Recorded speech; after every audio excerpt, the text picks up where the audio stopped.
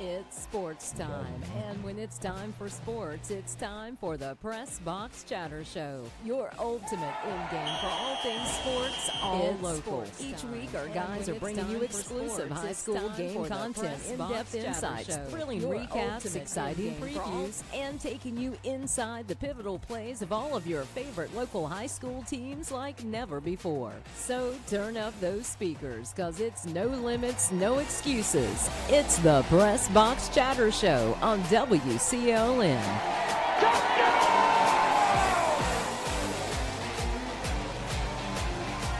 And welcome into the WCLN studios for the first episode of Pressbox Chatter. Actually, renewal of the old show, Pressbox Chatter. I'm joined in studio. I'm Jeff Sauvel, and I'm joined in studio by the longtime voice of Dark Horse Football, Jonathan Griffin. I also have in today from Sampson Middle School Athletic Director, and the son of Robert Hill. It's Robert Hill Jr. will be joining us, and also from the Sampson Independent and fellow Ohioan, good thing there, Brant Young joining us, who's done an excellent job as sports reporter for the SI. Thank you, gentlemen, for tuning in. I would like to thank everybody for joining us, Pressbox Chatter. We'll do this weekly at 6 o'clock, and you can catch us on Star Communication Channel 16, oldies1170.com, Mixler app, and Oldies 1170 AM, as long as Oldies 1170 AM is on. As it gets later in the year, that'll get a little shorter and shorter. And eventually, we should be on the oldies1170.com Facebook page, and eventually we'll be on the Sampson Independence Facebook page as well, too. So a number of areas to get us. And this is a show, it'll be a sports show, Sampson County, Bladen County, all sports. It's just not a football show. A lot of sports activities going on, a lot of talented performers from the local schools and all the sports. In the fall sports, you've got football, you've got men's soccer, you've got volleyball, you have women's tennis, cross country, and women's golf. We're going to touch on all those sports, give you some of the performers, some of the big games coming up. And with the weather turning nice, nothing better to do on a nice evening than to go attend, or an afternoon to attend a meet or match someplace. Cross country starts tomorrow, and those are very interesting events to go to. Tennis matches to see, football, volleyball, all going on. And again, go out and support the local schools and the kids that play. Welcome in, gentlemen. Appreciate it. Excited to be here. Did I see you somewhere this past Friday night? Oh, for a long time down at Wallace. I get a chance to see Sauvel's face more than just once a week. Boy, am I excited. That was a long night. It was a long night down at Wallace Friday. Yes, that's right. And not just because of the rain and everything, too. It was just a tough night all around. It was a tough night all the way around. Yeah. Brant, down from the SI with us. Kind of give us an idea of sports reporting on a Friday now. There's a lot of things to cover. And, of course, we can say the same thing whether it's a Tuesday volleyball or a Wednesday soccer. You know, coaches have game plans on how they want to do the game. What's your game plan? All right, let's pick one, either a Tuesday volleyball, a Wednesday soccer, or Friday football. What's the game plan? So my preparation for that dates back to the week before. As the sports editor, it's not just my schedule that I'm looking at. It's, my two reporters that I have to manage their schedules and everything. I can only have them cover so many games. So going back to the week before, divvying all that kind of stuff up, I have one reporter that covers the Midway Hopton areas. I have one reporter that covers the Union Heralds district, that area down there. And then I cover Clinton and Lakewood mostly, but you'll find me at all kinds of different places these days. This past week I was actually at Midway's game. Had a little bit of a snafu with my truck keys getting soaked in the rain there, and had to go get my truck Saturday morning. Had to come have a mobile locksmith come get me a new key for my truck. Oh wow! So the keys wouldn't work. Yeah, it has a chip inside, and the circuit board got fried in the rain on Friday night, and I couldn't start my truck. So there's that. Yeah. So word to the wise out there: if you're ever going to a game, make sure your keys and phone and everything are in a baggie. But yeah, if I'm covering a Tuesday game, I have a deadline early that morning, so that's a long day for me, and I've done it, and I don't mind it whatsoever because that just comes with the job. But I'll look at the schedule the week before, find out what game's going on for the week and everything, kind of divvy myself up from there. Friday nights, I'm not usually coming into the Clinton area until 3-4 o'clock, and then by the time game ends, if I'm doing game of the week coverage, I'm typing that all up, getting it sent off to our paginators by about 10:15. If it's one of my reporters doing it, then I'm editing their story in my truck. burning the midnight oil until about 10:15, getting that all sent off and making sure the pages all look good.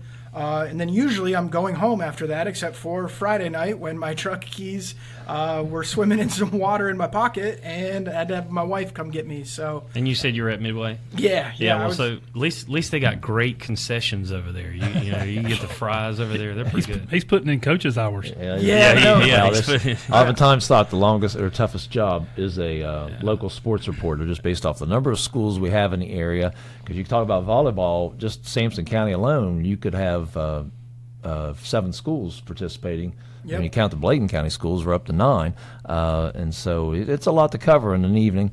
Same thing with soccer. You'd have 7 different schools playing at one night. So, going back when we used to know Fred Burgess, longtime sports editor of the Sampson Independent, people my ilk would remember him and what a great job he did. It's a tough job, and there's a lot. Computers and the Max Preps make it a little easier, but not a whole lot. There's a lot of time spent, and we appreciate the work you're doing, and the Sampson Independent does. Absolutely. Sampson Independent sponsors this, and also Pressbox Chatter, sponsored by, we greatly appreciate it, Crumpler Plastic in Roseburg, and you'll hear from them shortly. Now, again, the show's called Pressbox Chatter, and there's a reason for that. All right, long time ago, a gentleman named Robert Hill Sr. ran a show like that, and we've brought in Robert Hill Jr. to talk about that. Since we're calling the show after your dad's, what was your dad's show about, Robert? And can you talk about how it started, how long it lasted, the format, get into whatever there. Yeah, he did this, I guess it ran for about 10 years. He would call up coaches each week and want to talk to them about the previous week, what they did, what the score was, offense, defense, and then he'd want to talk to the coach about their upcoming opponent. And he did a little research, and he would ask them about what they were doing, different schemes, different players, how were they going to keep somebody in check and things like that. It was always funny. I was the football coach at Harold's Christian Academy, and he would call me up and say, hey, come do a show with me. And so we would literally sit on the front porch of my mom and dad's house in the porch furniture, and he'd say, ladies and gentlemen, welcome to Harold's Christian Academy. And I'm looking out across the yard thinking, this isn't Harold's Christian Academy, Dad. This is mama's front yard. So that's how you sell it. But he wanted to make it as entertaining as he could, not just for those that were listening, but also the coach that he was talking to. And he put a lot of time into it. He enjoyed it. Like I said, it went on for about 10 years, and it was something he enjoyed doing. That's something even JV coaches back in the day got a chance to be on from time to time. And that was like we're big time now. He would do JV coaches. He would do. He did Mr. Dale Johnson one time. Brought him on Pressbox Chatter. So he would do anybody to get him on the show. Now back during that time, what was sort of his platform? Because social media wasn't like that. Yeah, there was no social platform. We sat on the front porch, and he had a little tape recorder. Okay, so it was audio only. So it was audio only. Or he had a cassette. He had a cassette recorder. Yeah. And he had the little cassette recorder, and he would say, okay, let's take a break, ladies and gentlemen. We'll be back in 30 seconds. And he'd hit the pause button, and we'd wait about 30 seconds, and he'd come back on and start talking again. So where did he play that, though, like when he was playing? He went in. It was when it was with WRZ. Okay, yeah. They put it in and played it over there. And they played it every Friday afternoon. They did the Bob Lewis football show, and then they played Pressbox Chatter. Okay, yeah. And there was a tagline that ended every show, and that tagline was... ladies and gentlemen, thank you for listening. This is Robert Hill. We'll see you at the ball game. We'll see you at the ball game. I can still hear him saying that. That's pretty cool. Now, your job, teaching is obviously part of your job. The other job that consumes a number of amount of time is your middle school AD at Sampson Middle School. So and it will be more obviously on the varsity level, and it gets to the point we may have a JV team sometime that's undefeated. We may talk about that. But, as we get maybe toward the end of the middle school season, we might mention who's winning the middle school leagues and all. But what middle school sports are going on in the fall, and when do they start, and what days are they played? Our athletic teams start up this week. Volleyball and soccer start up on Thursday. Volleyball, soccer play Monday, Thursday. Football plays on Wednesday. Okay. And games start at 4, except for October the 16th. That football game will be at 6 p.m. There you go. All right. The importance of middle school athletics, just got a minute or two on that. Well, obviously, if the more participation we have at the middle school level, the higher participation rate is going to be at the high school level. So we want kids to not specialize in a sport We want them to play as much as they can, play every sport if they can, and just be involved and make sure they're out moving and staying healthy and trying to keep our athletics going, not just at middle school but at high school as well. Now, both of you guys have obviously coached at the high school level and at, maybe even different levels, but how important was it to you, and maybe both of you can speak on this, but to have a middle school system that sort of fed into, and I know we're speaking on football terms here because of what you guys have both coached, but how important was it to have, let's say, a middle school coach that was sort of on the same page in terms of at least certain things and feeding that into the high school? It seems like to me, and I've been no high school coach, but if my middle school was running, the same type of offense or something like that they were going to experience in the high school, then it almost makes my job easier. And stuff like that. What are you guys' thoughts on that? A lot of times what you get with the middle school kid is he's never played before. Okay. And not even at the rec level? Not even at the rec level. Wow. We'll get some that have never played before. Wow. They don't know how to put on equipment and things like that. So we do try to do some of the things that the high school does. We just can't use the same terminology. Sure. Because they have a hard time picking it up, understanding it. And we have to make it as simple as we can. Yeah, run right, run left. Make it as simple as we can for those kids that have never played before. Yeah, but that's it is important that we're all kind of doing the same things because, we have opponents that they do that kind of thing. Where sure. their rec leagues and their middle school teams are all together and they're doing the same thing. Yeah. There you go. I can speak on that a little bit. I'm not from around here, but where I grew up, OHIO. Go Bucks, baby. So whenever I was growing up, we ran the same pro-con offense. So tight end on the left, tight end on the right, and that was your entire single back or I formation offense from the time you were playing flag football all the way through 8th grade. And it worked out well because you fed right into the high school level who was running the same exact offense, just as he said, different names. Except for whenever I got to high school, we got a brand new head coach who had never coached before, and he brought something called the spread offense to our little town.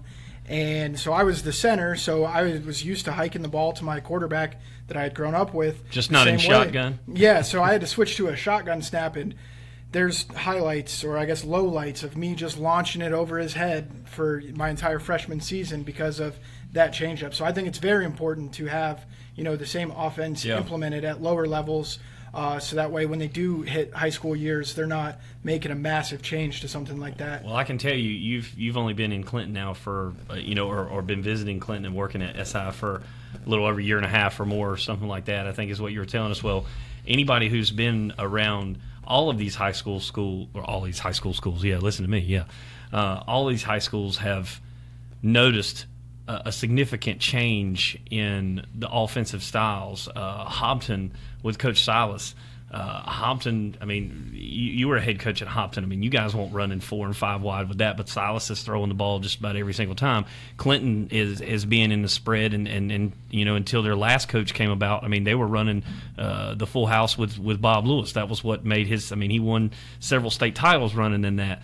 But it's almost like nowadays, if you're not running some semblance of some type of spread formation, you're almost behind the time, especially if you play them out in the West. And that was what a lot of the East teams found out. That's what a lot of kids see on TV. Yeah. And that's what they want to be a part of. Yeah. Well, nobody this day wants to you don't have a wide receivers that wants to line up and just block, 30, 40 times a game. They want to do what they see on TV. Yeah. And I wrote a column about that not too long ago. I love Sampson County football because it's what I grew up playing. It's, hard-nosed football. Whenever I took this job and I was learning all the storylines and everything, one thing I found out was Coach Salas actually coached down at Valdosta State with Mike Leach back in '93, and that's where he learned the air raid offense was from the guy who made it famous for everybody. Mike Leach, man. Good old Gosh. Mike Leach. But Lakewood's even starting to adopt that. Midway's starting to pass the ball a little bit more now, so I think it might be towards the end of times for running the ball, unfortunately, as much as I hate to hear that. Well, teams run balanced. They just don't do it in the same formations. But, Saville, that may be a good segue into going into some of the football. But before we did that, I did want to mention about your dad. I had an opportunity, obviously, when I was in high school. So I was at Clinton from 2000, 2004. And I'll never forget it. There was a kicker, I think, it was, my graduating class is Gabriel Geraldo. I think Saville remembers him. And so Gabrielle and I were in the same class, and Gabrielle played soccer, and it's always been sort of a tradition at Clinton. It's like, the soccer players would play Monday through Thursday and Friday nights. They would come out there and there was one day he didn't have any soccer, and he was like, he said, I want to go out and kick some. He said, I said, well, Gabrielle, I said, I'll go out there and hold for you. Everybody else is busy doing everything else. I'll go out there and hold for you. I wasn't a member of the football team. And he was like, okay. And I go out there and I'm holding for him. And then I said, well, man, you care if I kick a couple? And he was like, no, I don't care. I was like, okay. And after a couple times of doing that, here come a older gentleman, riding on a three-wheeled golf cart, a green golf cart coming out of the left. And he comes up, and I'm backing up now. I'm going my 2 steps or 3 steps and 2 over. And he goes, what you guys doing? I said, well, hey, Coach Hill, we're out here kicking. Are you one of my kickers, boy? I was, well, no, sir. He's like, then why are you kicking on my field? he said, I need him. He said, if you want to hold for him, that's fine. He said, but I don't need you kicking. I need him kicking on Friday nights. And I was like, yes, sir. And that was, and one I'm of sure my he first, said it just like that. I mean, well, yes, this is a clean family show, but it was one of those things where it was like, okay, and we had always heard about your dad being such a great player. Everybody would talk about how much they loved him and loved playing for him.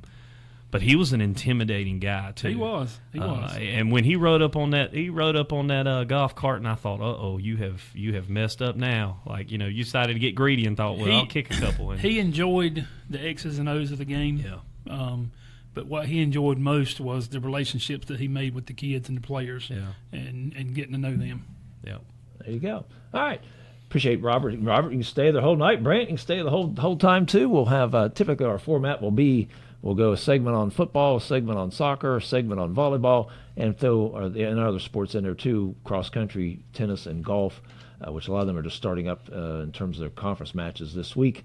And we're going to have an interview next week. We're going to have an AD's interview talking about some of the top subjects in high school athletics today. We're going to talk about realignment and NIL. And we're going to have Travis Pate from West Bladen and Brad Spell from Clinton High doing that. Got Dan Hines lined up from Mintz Christian Academy, the AD and head volleyball coach there, talk about his program. Yeah, their volleyball program has been on rolling. fire. Yeah, that's been a good program there. So we'll come back. We're going to hit on our first segment, which will be the Sampson County football, and we'll do that next. You're on Pressbox Chatter, brought to you by the Sampson Independent and Crumpler Plastic of Roseboro. Thanks for joining us this evening. The Pressbox Chatter brought to you in part by Crumpler Plastic Pipe Incorporated. Agricultural drain systems, constructed wetlands, septic sewer drain pipes.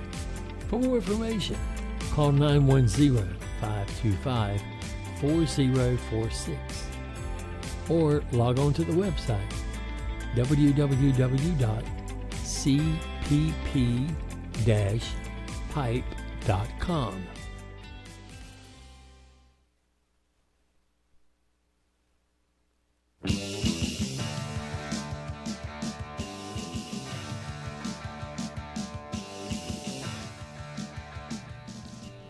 All right, welcome back to Pressbox Chatter here on Oldies 1170 AM, Star Communication Channel 16, oldies1170.com, the Mixler app. Eventually we'll be on the SI Facebook, Sampson Independent Facebook too. Got Brant Young from the Sampson Independent, Robert Hill Jr. from Sampson Middle School, AD there, and Jonathan Griffin, the voice of Dark Horse Football. We're talking all things Bladen County and Sampson County, and we're going to head into football here first. And our 8 teams that we cover, the 6 in Sampson County and then the 2 in Bladen County. Maybe kind of a tough start here out of conference so far. Conference games will start here in a few more weeks. But non-conference so far, our 8 teams are combined 5-11. Now, if you don't count the 2 games where East Bladen beat West Bladen and Midway beat Hopton, we're 3-9. So kind of a slow start. Obviously, a few more weeks to rectify some things. Some of the teams that you guys, I'm sure, will talk about are kind of young. And we'll take it with our football here first. Yeah, okay. Well, I'll start out with where Saville and I were Friday night. And, of course, Robert, you were there as well with having your son on the football team. Clinton, in a weather-delayed, to say the least, loss to Wallace Rose Hill. And I tell you, it's been a struggle for the Dark Horses the first couple of games. Coach Boykin in his first year, they're filling some things out. I know you probably get a little bit of inside info with your boy being on the team, but they've struggled to find their identity. And just as they started to find some identity a little bit offensively against Wallace, then their quarterback Patrick goes down with what seemed to be a concussion, so he was out. And then it's been a struggle. And they host Lumberton this upcoming Friday, so we hope everybody will come out to Dark Horse Stadium, support the kids' first home game. Lumberton has got they're 1-0. They played Fairmont, so in conference foe. They beat them 35-0, then had a bye week. Interesting enough, you and I were talking about second week bye weeks are kind of an unfortunate. Never liked second week. Pender had one. There's a couple other schools around us that had that. So Harrell's had one second week bye week. Just not a fan of the second, but you got to take it when you get it. But again, Lumberton, the Dark Horses beat Lumberton last year. Lumberton comes in 339 total rushing yards on the week one. They averaged 7.7 yards a carry. They had one back. His name's Reggie Bush. I don't know. Like, it's funny, Brant, you put that on our notes here that no, you were not making that up, but yet I still asked you, were you making that up when we were off air, because it's funny. Reggie Bush, though, he had 28 carries for 210 yards, so that's pretty cool. So Clinton's going to have it does not get any easier. And Robert, what are some of the things that your boys talk to you about what they're doing in practice to try to just build some confidence? Well, one thing about Clinton right now is, and no matter what level it is unheard of that you have a football team at a high school level that only has one returning starter. Yeah, well, that's true. And that's what we have. Was that Jaden Williams? Williams? Yeah, and he led the team last year in tackles. And so when you have one returning starter and you've got to, basically start from scratch, it makes it tough. And my oldest son, he does play, and he comes home and he says, "Daddy, we're just working hard and we're trying to do exactly what Coach tells us to do." And he knew going into this year. I knew going into this year. I think everybody knew going into this year. This was going to be a hard year. Yeah. And so I think it's going to get turned around, but I think they've got a lot of work to do, and everybody's going to have to buy into it. Yeah. And Johnny's a good guy. We do the coaches show on Monday nights. We didn't have one this past Monday. They had practice, obviously, and it was Labor Day, but we'll be back again next Monday. But it just in the short time I've had a chance, he's a true Clinton guy, so he's going to stick with everything Clinton's just brought up to be: hard-nosed football, a lot of discipline, and hopefully things will get better. And we know they'll get better from there. And Salvo, do you want to just jump in till we go to Bladen County and stay in order here? It was DJ Baggett, Demarius Pugh, Ryan McNeil, Kelly Nier. Just some of the people you got to lead on. And it's just a matter of trying to get better each week, and that's the case with the Dark Horses right now. You got a young team, new staff, and you could kind of transition and just say the same thing when you go to West Bladen. West Bladen with Preston Worley, the new head coach down there, it has been a struggle for them the first 2 weeks as well too. A very young team. We saw them at the Jamboree, very kind of undersized team as well, as they've lost two games. And very lopsided scores of South Columbus and East Bladen, and they'll be at West Columbus, who is 0-1. There's another second week bye team. They'll be at West Columbus, who's 0-1 this Friday, and they had to finish up their game from last Friday. They finished it up this past Monday against county rival East Bladen. East Bladen won again 42-8 there. One thing I did see, one positive for West Bladen, their 2 games, of all the teams that had stats listed, Justin Spalding was the leading tackler of any team I saw of the 8 that we have, with 23 tackles, and Luke Pate, a safety, had 16 tackles. 23 tackles through 2 games? 2 games, That's pretty impressive. That's impressive. Well, if you think about it, just to point it out, we talked about the returning Jaden Williams for Clinton. Right. He led Clinton in tackles last year. Of course, now I know they had a bunch of different people, but he had 53 in the whole season, and this guy's got 23 for West Bladen. He is the machine for that defense. And East Bladen comes in with obviously the win over West Bladen, 42-8. They lost to North Brunswick the first game, 48-0. So we're going to get a test this week against Ashley. Saw Ashley in their jamboree down at West Brunswick, and Ashley played Wallace in that jamboree. And Ashley has a decent team, so East Bladen will have a handful this week, and then the following week after that they go to James Keenan. So they host Ashley, and then they're at James Keenan the next 2 weeks. So they've got two tough games. 1-on-1 Coach Priest down at East Bladen. Yeah, always Coach Priest is a guy who came back from some illnesses that he's dealt with. He's always been a friend of the program every time we've had a chance to call games. East Bladen, for folks that don't remember, were in the conference and then dropped back down to the 1A level. Every year I've been here since '89, we played East Bladen up until they dropped down the conference. I kind of miss that, miss going over there and them coming back. But Coach Priest and his program's always well run. And you talked about James Keenan. We can go into Midway. Midway had a tough a tough time against James Keenan this past Friday. We really thought Midway looked well during the Jamboree. They were one of my dark horse sleepers, I guess, to potentially have one of the best records in the conference. And then came out for and the had a county good game against Midway, or against Hompton, yeah, 34-0. Tanner Williams, that game was 15 of 23, 169 yards, 3 TDs. Follow that up, you go to Keenan, a little different animal, and he was 3 of 10 with 3 interceptions. Yeah. Jeremiah Blue had 94 yards against Hompton, ended up having 60 yards against Keenan. So Wyatt Scott's their leading tackler. He's got 18 tackles so far, and Wesley, two of freshmen, contributed a lot on that. They had a lot of nice-sized boys. They'll be at North Johnston this week. North Johnston, if I think correctly, was 1-1 with there, and we saw them last year. They're a little scrappy group up there, and so they'll be heading to North Johnston this Friday. But a tough one against Keenan. The good people at Buck Sweep Sports Podcast and 810 Sports, their game of the week this week is Midway's last opponent, James Keenan, who will face next week's dark horse opponent, Whiteville.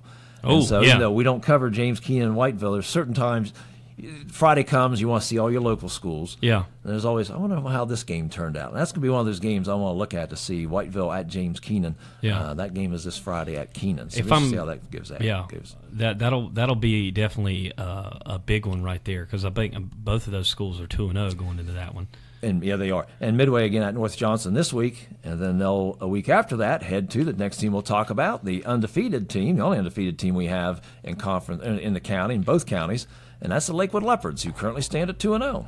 Yeah, Lakewood. You look at Lakewood. They started off with Spring Creek. They defeated them 60-6. Then they had Kip Pride 33-8. So not the toughest schedule early on, but then they're going to follow up with Lejeune, who's 0-1. Oh, gosh, yeah, Lejeune's been a struggle. So their first three, again, you got to play the people you play. It's on your schedule. in front of you. That's no fault to Coach John Holt and all. They've outscored them 93-14. They've taken care of business. They've taken care of business solidly. And They've done a good job there. I've seen what Lakewood's got to work with, because I've obviously seen their middle school team the last Yeah. 2 or 3 years, and they have been really, really strong. Pumping out some athletes. their middle school team could probably have beaten some of the JV teams around here. You know, you look at it, Salvo, you and I talked about it during the Jamboree. Their quarterback, Rylan Godbold, he's 7 of 8 through 2 games for 73 yards, completing 86% of his passes with 1 touchdown, no picks. The one dimension. But I know I'm getting Yep. into it. I'm getting into it. He's got 10 carries through 2 games for 104 yards, 3 touchdowns. Salvo, you said that last year he barely had, I don't know how many, through the whole year he didn't have nothing. Yeah. Yeah, and we saw in the Jamboree a little bit that he was going to run a little bit more, and that could be a key for opening things up for him, because you look at, he's got some great backs. He's got Carr, but then you look at Calvin Lacewell, he's got 169 yards on 16 carries and 3 touchdowns through 2 games. He had around 1,000 last year as a freshman.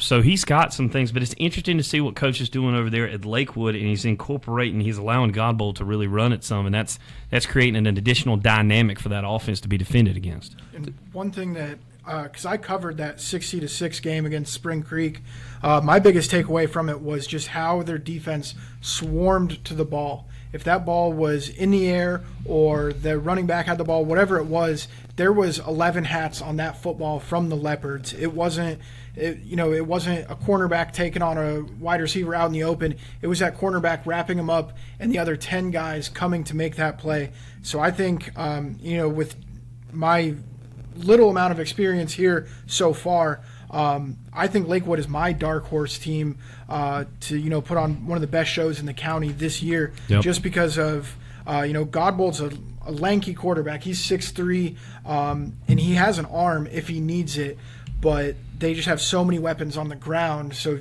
you combine that with how just swarming their defense is, and they can suffocate a team very fast and get away very fast. And they've had I think 3 or 4 defensive touchdowns through 2 games. And like you said, you can only play who's on your schedule. And I didn't see the Kip game, but so far they're just looking like they will just have their way with teams. That fan base in Roseboro, they get up for their home games. I mean, if you've ever seen some of their home games, they've got good support. They've got really good support, and they're itching for wins. I guess we could transition to. We want to talk Deshaun Carr for Lakewood and Aiden Blackwell. They're 2. It's junior. Deshaun's a junior and Aiden's a sophomore. They're 2. Yeah, so they got defenders. The cupboard is not bare over there for Coach Holt. Holt. It's a young group. Now Lejeune this week.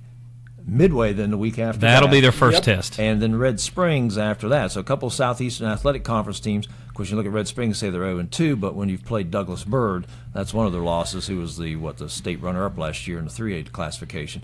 No shame in that. So we'll see after Lejeune. We'll get to Midway, and then Red Springs coming up for the Lakewood Leopards. But a good start for John Holt and his staff. Telfer Simpson running the defense over there. Yeah, Always good does old a good Telfer. job.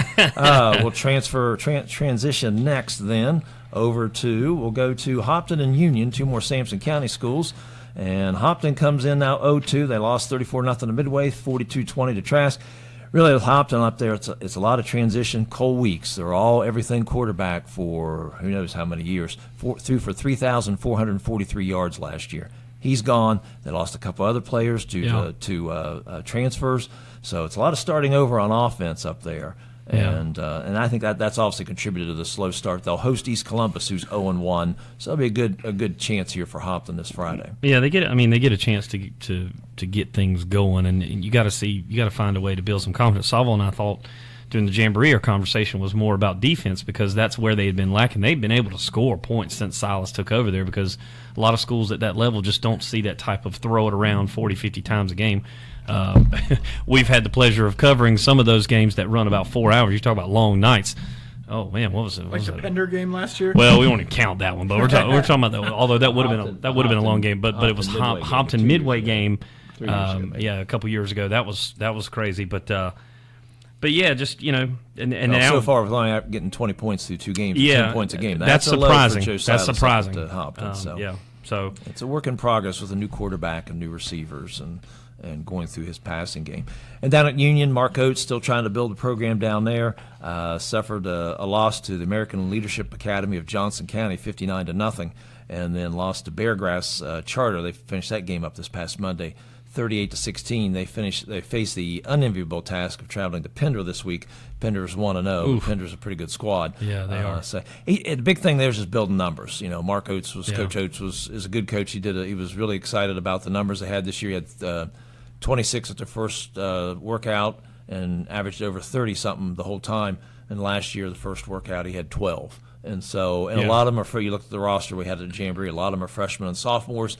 And so wins may be few and far, but it's a matter of keeping them together and keeping them out there and keeping them interested. He's going to try to do a couple JV games if numbers are there later on. You need to get some of the players' experience who maybe not getting much varsity experience. It's going to be a work in progress. The more reps they get, the better they're going to be. Yeah, for sure. And the people, anybody that's in that area, I mean, you Coach Oates, obviously being a Clinton guy, but he's down there in Union. He's got a process. You just have to trust that because it's not exactly. I remember back in the day that even when I was in school, that Union used to have some good athletes, but things just like everything else with offenses, you adapt, and some people it helps intensify and makes them better, and some it kind of hurts programs. But Union, like to Salvo's point, his very first year, I mean, they were struggling to be able to field enough to not have to play all 11 guys and just turn them around, and now he's almost doubled that with the kids. So. I feel like he's doing a good job. Wins and losses aside, he's doing a good job to try to build it from what essentially was the ground up. Yeah, and I've seen game coverage from Union's 2 games, and it is a legitimate night and day difference from their week 1 game until last night. Obviously, their game from Friday got pushed back until last night, but the way that they carried themselves through the game week 1 and how they carried themselves to get their first score last night of the season and the game was just night and day difference. They look like a team that is there to play football. They're there to have their brothers' backs out on the field. They're coming together as an actual squad. I wouldn't put it past them to shock the world a couple times this year and put together a couple good drives here and there, a couple takeaways where it counted, and make good plays to be able to win a couple games this year. If they build on this week going into later this week, I guess, because they play Pender on Friday. If they just continue building on that, I think Union puts it together a much better team than this county's seen in quite a while for that school. Yeah. And then lastly, Harrell's, another game got pushed back. Harrell's played Wayne Christian yesterday at Wayne and Goldsboro and defeated Wayne 23-7. And so they're now 1-1, even the record at 1-1. Demetrius Jones so far, 164 yards rushing through 2 weeks. Xander Garcia, Jesse Smith, A couple juniors leading the defensive work there. Biggest thing for Harrell so far is 6 turnovers through 2 games. They had 4 turnovers, 3 in the first half against Covenant Day, got them in a hole. A couple were kicks they've dropped in punt return, and then last night they did cut that down to 2 turnovers, but limiting turnovers would be the big thing there with Harrell's. They will host Wake Prep Academy this week. Wake comes in also at 1-1. Football has struggled a little bit non-conference wise. One sport that has not struggled is volleyball. A lot of volleyball success. We'll talk about that next here on Pressbox Chatter, sponsored by Crumpler Plastic. The Pressbox Chatter brought to you in part by Crumpler Plastic Pipe Incorporated, agricultural drain systems, constructed wetlands, septic sewer drain pipes.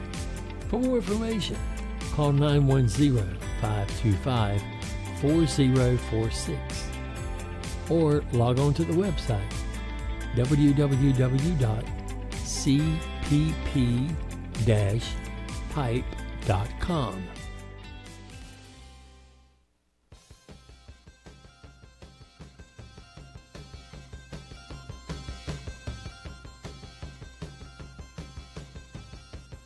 You're back here at Pressbox Chatter with Jonathan Griffin, Robert Hill, Brant Young, and I'm Jeff Sobel. Thanks for tuning in this evening. And we'll be live every Tuesday here on oldies1170.com, the Mixler app, Star Communication Channel 16, and Oldies 1170 AM, and eventually on the Sampson Independent Facebook page. And I believe we're on 1170's Facebook page. Again, brought to you by Crumpler Plastic and the Sampson Independent. Again, thanks for listening. And we're going to transition now into volleyball. This is the segment of the show where my wife tunes in. Oh, there you go. Yeah, she loves her volleyball. Sacrificed an ACO with it. Church league. No, church league stuff. Church league. We're going to start off with, and we go to the volleyball again, and Brant knows this well because he got a Tuesday night or a Thursday night, and he's got 6 Sampson County schools potentially to cover. Wow. If they're not playing each other. And you got the 2 Bladen County schools we'll talk on as well, too. Let's start with the kind of the dynasty, you might say, down at Mintz Christian Academy. Mintz Christian Academy, talked to Dan Hines a little bit today. We're going to get lined up for an interview again here in a couple of weeks. He's been the head coach since Mintz came into existence, and he's also the athletic director. Since the 2017 year, volleyball year to today, from 2017 to today, Mintz is 107. 100 wins and 7 losses since 2017. Last year they were 30-1. The only loss came in a national tournament in Ohio. They lost to a team from Anderson, Indiana. And so far this year they're 8-0, 4-0 conference. They've lost only 3 sets in 8 games. Last year they lost Gabby Waters and Sierra Ellis. That was their two main players. They're coming back this year, and this will be a theme as we go through this. We'll get a pop quiz here at the end, gentlemen. The 4 teams we're going to highlight first, who've all got sterling records. I want to see if we can pick up on the theme.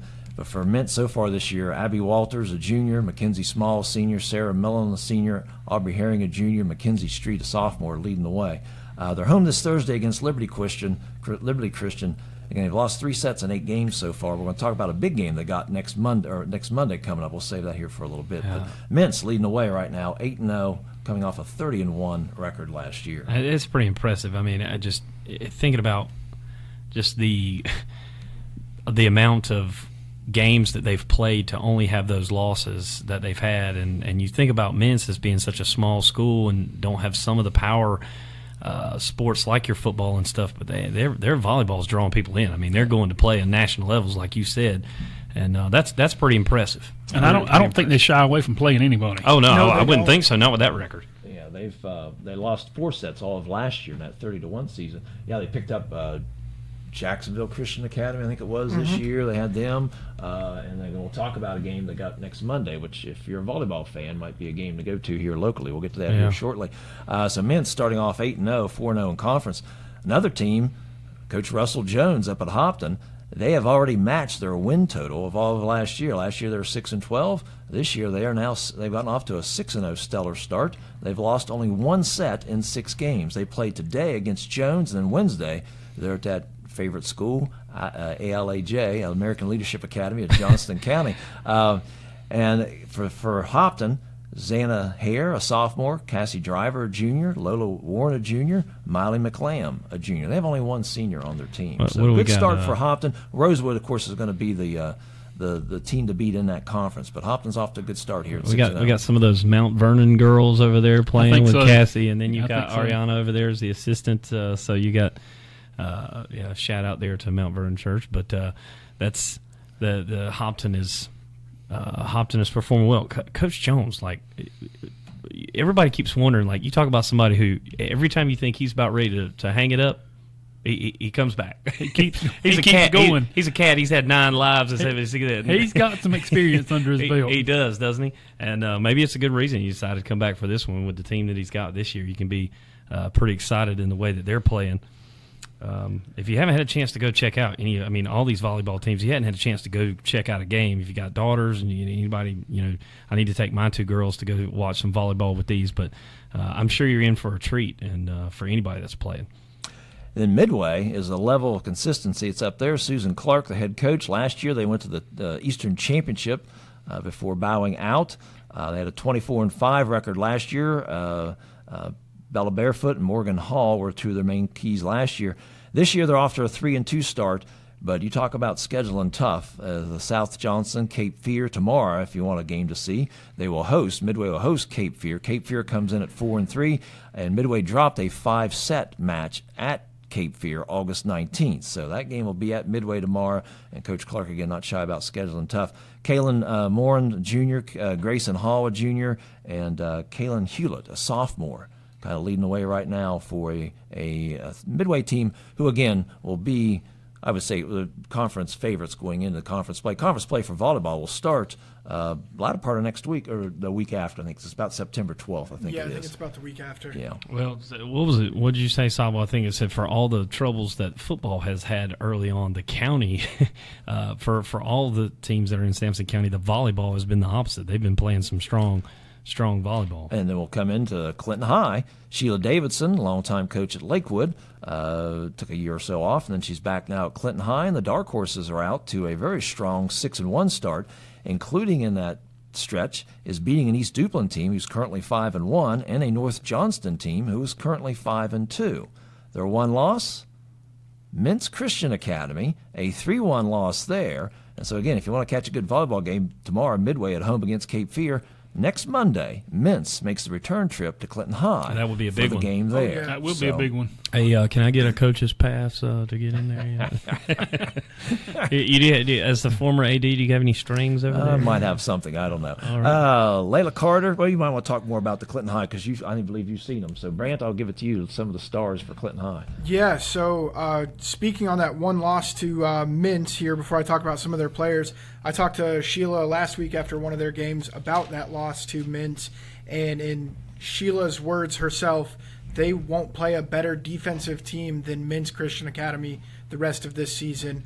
She said that she would put that defense up against any school in the state as when it comes to volleyball because of how good they are.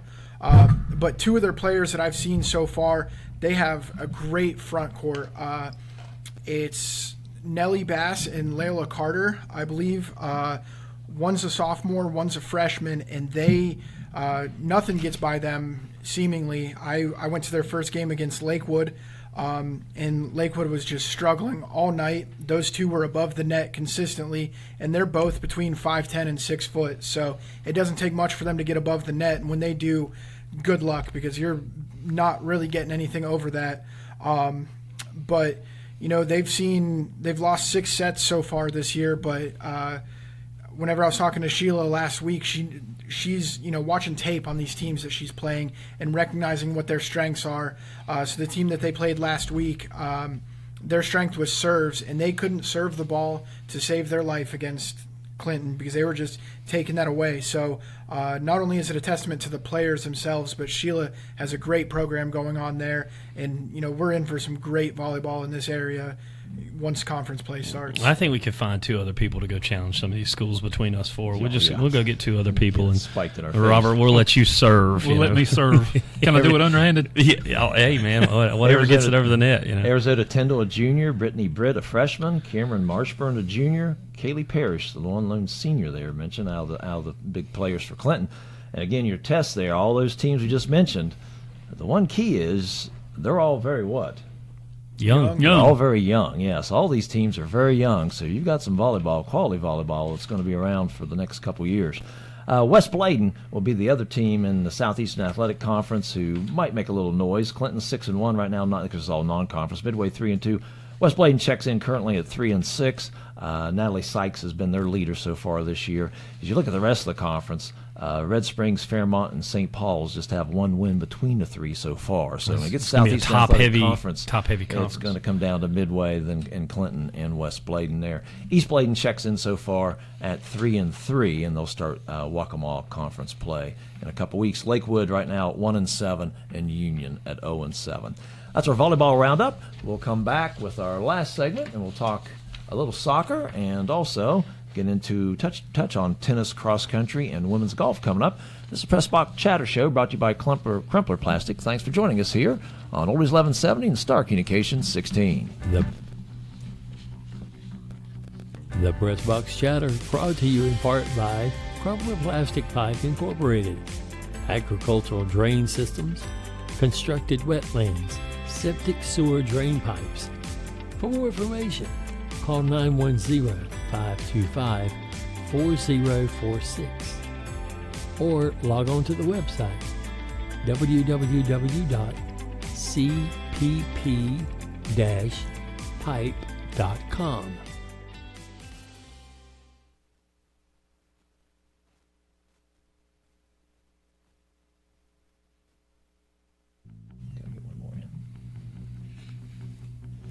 Welcome back to the Pressbox Chatter Show here on Oldies 1170 AM, Star Communications 16. And for our last segment, we're going to come in and bring in a little tennis, cross country, women's golf, and then mostly soccer this last segment. And I'm not trying to shortchange the tennis, cross country, and women's golf, but, for example, tennis, cross country, their first conference meets will be this week. It's tomorrow. The Southeastern Athletic Conference will be at Midway at 3 o'clock. Fine day to go out and watch that. It'd be a nice day to run tomorrow. Women's golf has a match tomorrow at Timberlake between Clinton, Hopton, Midway, and Trask. They did have one match last week. Last week it was with Hopton, Midway, Clinton, and Fairmont. And Clinton won it with the total score of 174. Hopton right behind at 178 and Midway at 185. Larkin Best with the 55 for Clinton. She had co-medalist honors. Oh, that's cool. Ella Rice had a 57 for Hopton. Carly Brooke Wade had a 57. And for Midway, Carly Boyer and Ava Hargrove had a 61. So they only play 9 holes for their matches. Holes, yes, Okay. I was going to say, because they are, look out of the way, Jim Furyk with your 58, and Larkin Best with a 55. Now, again, volleyball is a couple weeks before they start conference play. Football, it's October. Soccer, it's the end of the month. Tennis, they're going to start conference play today. West Bladen at 3-1 hosts St. Paul's. And then Thursday, West Bladen is at Clinton High. Clinton High comes in at 2-3. So Southeastern Athletic Conference tennis play starts this week. Harrell's in tennis is at 3-3, and they have Epiphany. Assuming they visit Epiphany here, and then they got Village Christian coming up. So Harrell's at 3-3. I thought you had said they had an Epiphany. No, they don't have an Epiphany out of New Bern. Let's transition to soccer. And our last segment will be on soccer. And again, the counties had a good start in some areas with soccer here. And we'll start with the Dark Horses, who are a perfect 6-0. Yeah, Max Preps has Clinton Soccer led under Brad Spell as the 156th team in the country. Now that may not sound all that impressive, but if you think about how many soccer teams there are at a high school level in the country, that's pretty impressive. I think we talked to Brad during the Jamboree, and he said that of all the teams that he's been doing this, he's about 25 years in now that he's been 26, coaching. yeah. 26, yeah. That he said that he would put this up with one of the top 3 teams that he's ever had, and he's had one team win a state title, another team be the state runner-up. So this one, he's expecting big things out of it, but. They are 3 right now in the 2A East. They've been outscoring opponents 35-3. Average margin of victory is over 5 goals a game. They opened the season. This is impressive. Now, who was it you talked about? Mintz said that they're not scared to play anybody. Right. Clinton Soccer, I would say, it would be about in the same light. They opened the season with 5 straight road games. Yep. And their first home game was this last Thursday.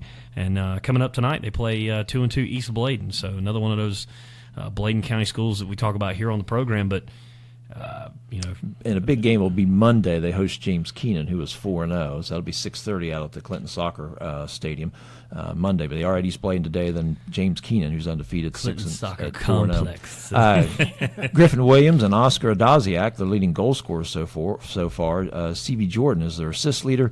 Louis Bartolome is their goaltender right now. And again, they've given up 3 goals so far in 6 games. Also in the Southeastern Athletic Conference play, then you've got 2 other teams with good non-conference starts so far. And we'll go to Midway next, who is at 4-1. They're at East Duplin today and Union Thursday. Then at Lakewood next Monday. They dropped their first one to Hopton this year, 1-0. They've now won 4 in a row since then.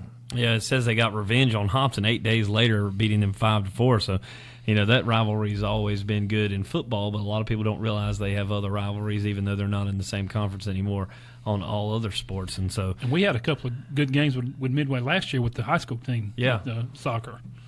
Yeah, and it was a big challenge, and that's one reason why you talk about the non-conference schedule for Clinton. He has to, because the conference has not been very good soccer-wise. So it's strength of schedule and all, you have to schedule tough non-conference. But Midway gave him a great challenge. There was a tie out here. I remember watching that game last year, a tie out at Clinton High. Big crowd. A huge, yes. So Midway's out to a 4-1 start. Joshua Santillan, Luis Ferrido, their leading goal scorer so far. Jaden Espana Diaz, their assist leader. Also, then Southeastern Athletic Conference play, West Bladen checks in at 4-1 as well, and they host East Columbus Thursday before they'll take about a week and a half break for conference. Then plays will start the end of September. So West Bladen also at 4-1, which is a good start for them. Yeah, they lost week 1 4-2 to North Brunswick. They haven't lost since. Their average margin of victory is between 4 and 5 goals, and so I believe you may have mentioned it too. They're hosting East Columbus Thursday. Christopher Ramirez Libra and Alejandro Lopez Sandoval, the leading goal scorers. Enrique Rodriguez Gonzalez, their assist leader, and Dylan Hernandez has done a good job in goal for them so far. Before we go to the Carolina 1A, Harrell's Christian Academy is 1-4 currently, and they are home Wednesday against Oakwood at 4:30, and then Epiphany will come up next week out of New Bern. That'll be a 4:30 start there, and Mintz currently is 1-3 as well. We'll transition to the Carolina 1A, and Lakewood right now. At non-conference wise, Lakewood is the leading record at 3-1-1, and they're at Pender Thursday, which gave them their lone loss of the year. And then again, they'll host Midway next Monday. Yeah, well, they're on a 2-game winning streak. They're outscoring opponents 22-10. They're ranked the number 5th team in the 1A East. They beat Lejeune 3-2 on August 29th, and then they. This is play at Pender on Thursday. Is that accurate? Yes. Is that right? Yeah. Play at Pender Thursday, who gave them the lone loss so far. Yeah, I went to one of their games last week, and they went up 9-0. I think it was on East Columbus, and they called the game with 13.5 minutes to go because it was just so bad. And they were a high-scoring offense, and their coach still, I talked to him after the game, and he still wasn't pleased. So it sounds like, they have a high expectation there at Lakewood as far as, the play and everything. Granted, it was a very hot day. I believe it was Tuesday or Wednesday of last week, and the sun was just – it seemed like there was a magnifying glass on that field. Like the referees were even calling breaks and action so that way everybody could get water in them. That's how bad it was out there. But, they have great expectations from their coach. And it sounds like next Monday is just going to be awesome for local sports because that Midway game between Midway and Lakewood is going to be fantastic soccer for anybody that goes out and watches that. You mentioned like stopping the game. I think soccer now has a rule that is it 10-0. If you get up by 10 or more goals, they immediately stop. The game's over. Yeah. And so that's one thing that I found that's wild. I mean, I know you get running clocks in football, you get running clocks in basketball, things like that. But to hear that soccer and Clinton, dating back to it, and I'm not just, but it just brought me up. Their women's soccer team, which we talk about some in the spring, and I'm sure as this show progresses, when we get into the spring and talk about other sports, I think they've only had in the history since they've been in this conference. The women's soccer team for Clinton has had running clocks on or game endings pretty much for all but like 1 or 2 conference games. Oh wow! That's one of those stats you want to look up. They've scored double digits in just about every single conference game because the conference is just so poor. It's weak. It's so poor in women's soccer and in men's soccer as well. But And then lastly, with that, Hopton checks in. You look at the record right now, 2-4-1. A couple things. One, they're coming off a state championship runner-up season last year, an excellent season there, and a few losses in terms of personnel. But when you look at their 4 losses this year, 2 of them come to a 7-0 Wallace Rose Hill team, and then 1 other losses came to a 4-1 Midway team, and of course, their Midway's 1 loss was to Hopton, and Hopton's also beaten Pender, who is 5-2 currently. So they host Princeton this Wednesday, and then they're at East Bladen next Monday. So again, Hopton will be a factor in that Carolina 1A once it's all set. Well, they got a new coach this year after a state championship run at Christian Vega, an alum, and so that's pretty cool. Anytime you get somebody who's a graduate of that school to come back and coach the sport that they played. That's also really cool. You can speak to everything. So Hopton is one of those schools that has really just progressed in soccer each and every single year. So look out for the Wildcats down there in Newton Grove. Yeah, and their coach is young. He's younger than I am, so I think he has a bright future ahead of him with that program. What are you, 12? Yeah, I wish. I feel like I'm 50. Yeah. Union checks in at 1-4. They'll host Midway Wednesday. They have Trask this Thursday, that's who they beat for their lone win. And then lastly, East Bladen and the Waccamaw 1A, 2A. They currently sit at 2-2, and they've got a couple tough ones. They host Clinton today, and they host Hopton on Monday. Pender will be the team to beat in the Waccamaw 1A, 2A. We'll be back to wrap things up here on initial Pressbox Chatter after these messages. This is the Pressbox Chatter on Oldies 1170, Star Communication Channel 16, oldies1170.com, and the Mixler app.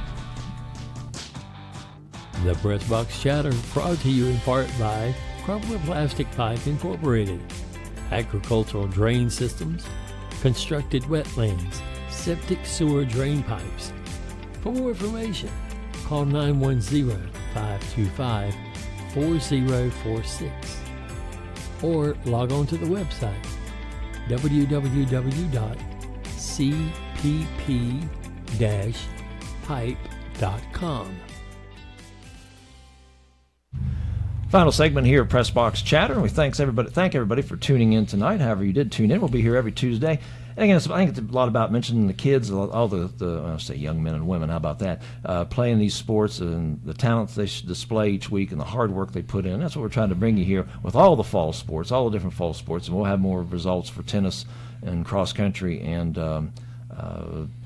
get my other one here, women's golf coming up next week. Sorry about that. Some big games coming up this week. Again, football, you got all the teams in action this Friday. But with volleyball, tomorrow, Cape Fear at Midway should be a great one. And then next Monday, we mentioned it, Men's Christian Academy at Clinton on Monday. And then also on Monday in soccer, James Keenan and Clinton High. Both teams will probably be undefeated coming into that. And Midway at Lakewood.